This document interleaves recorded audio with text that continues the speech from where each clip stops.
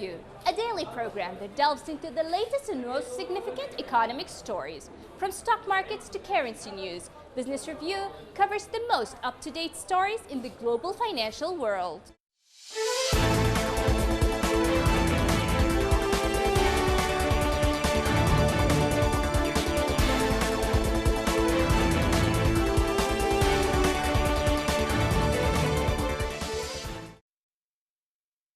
Health workers on the front line of the coronavirus often work long hours with little time left for everyday tasks, such as trips for groceries. But in one English town, food and supplies are being brought to their front doors for free by automated robots. US-based Starship Technologies has been operating the robotic vehicles in Milton Keynes for the last 2 years, but the company has seen a surge in usage since the British government implemented a nationwide lockdown on March 23rd. The lockdown came not long after the service was expanded to include more neighborhoods, while the fleet of vehicles has been doubled to 70 to keep up with demand. The robots are being booked more than ever as grocery deliveries are nonetheless being offered to National Health Service staff free of charge.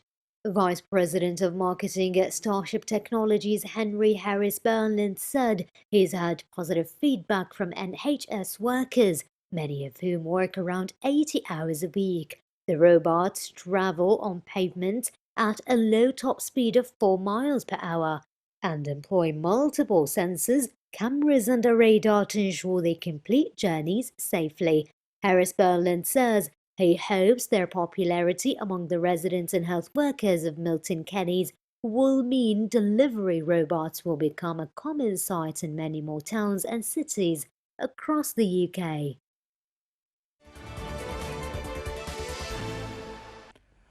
On April the 26th, Wizz Air announced it will reopen its base at Luton Airport on May the 1st. With this move, the carrier will be restarting selected routes along with introducing new hygiene measures, becoming one of the first European carriers to begin restoring services halted during the pandemic.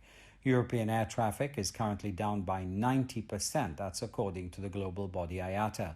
Wizz said it would provide an essential service to passengers who need to travel, adding that the resumption of its flights was subject to no further agreement restrictions being announced. London-listed Wizz stressed that flights to several destinations in Romania, Hungary, Portugal and Spain's Tenerife would be among those to resume. Wizz said cabin crew would wear masks and gloves throughout flights and distribute sanitizing wipes to passengers, while aircraft would be disinfected overnight. Current UK government advises for Britons to avoid all non-essential global travel indefinitely.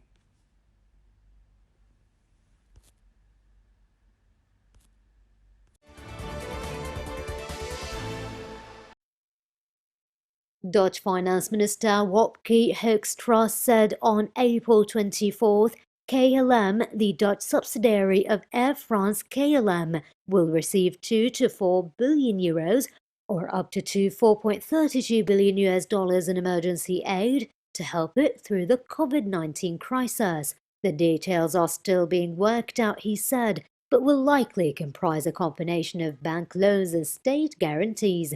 Meanwhile, Air France-KLM secured 7 billion euros in France government aid on Friday as the airline industry struggles to survive the coronavirus crisis that has all but halted passenger traffic across much of the world. Finance Minister Bruno Le Maire said France will issue 3 billion euros in loans as well as 90% guarantees on another 4 billion in bank lending to Air France, adding that France is also preparing to back about 5 billion euros in loans to car maker Renault. Other major airlines, including Germany's Lufthansa, are negotiating government aid deals as they grapple with the air travel shutdown and deep uncertainty over the recovery outlook once the pandemic eases. According to data released by the China Federation of Logistics and Purchasing on Monday, China's total logistics volume in 2019 increased by 5.9% year-on-year. The data showed the overall logistics demand stable, but the growth speed slowed down, with demand structure constantly optimized and the consumption logistics growing steadily. The data also showed the total volume of logistics in 2019 reached $42 trillion with a year-on-year growth of 5.9%, 0.5 percentage points lower than that of the previous year. According to exports, the growth rate of total logistics had been for years lower than that of GDP, and this indicates that the economic growth mode had been shifting from materialized labor to service-oriented living labor, namely the input of intelligence and technology innovation. According to the data released, the logistics demand by the strategic emerging industries grew by 8.4% in 2019, 2.7 percentage points higher than that by industrial goods. The logistics demand by the high-end manufacturing grew by 8.8% over that of the previous year, 3.1 percentage points higher than the total amount of industrial goods.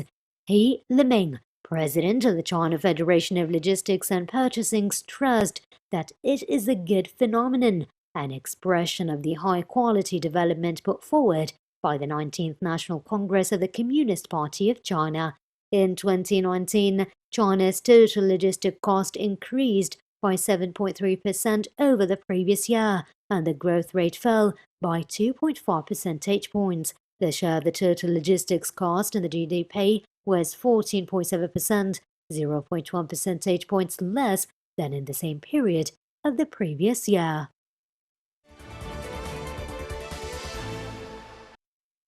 With the holy month of Ramadan, the usually busy food markets in Bangladesh were less crowded on Friday, with many vendors complaining of a fall in sales due to the coronavirus pandemic. Bangladesh has extended a lockdown for 10 more days until May 5th, and the government has ordered mosques to restrict Ramadan prayers to 12 people and banned iftar gatherings.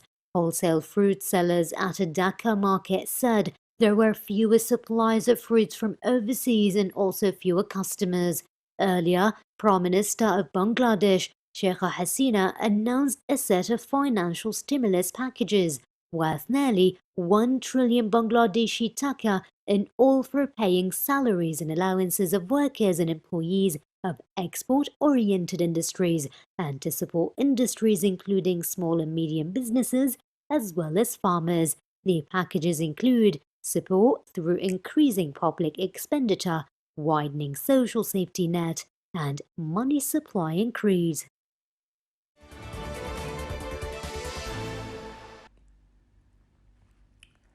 With millions of people hungry in Venezuela, acute fuel shortages are forcing farmers to let crops rot in fields or feed them to livestock as they cannot transport food to market during the quarantine.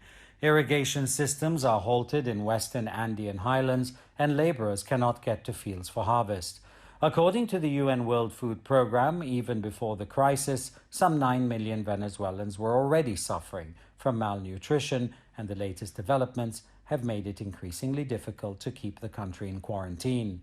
Robert Maldonado, who represents the region's farmers, said that 500 trucks that typically leave La Grita region each week are now halted by quarantine and fuel shortages, leaving 5,000 tons of food per week stranded in the highlands. The land around La Grita, a city of some 100,000 inhabitants near the border with Colombia, has for decades been a center of fresh vegetable production.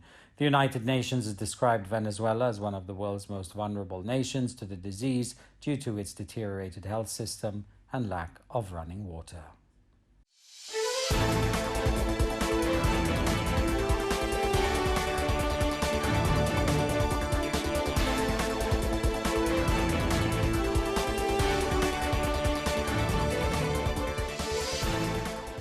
This has been Business Review, your daily source for the most critical stories in the financial world. Tune in next time for the latest financial news impacting the world economy.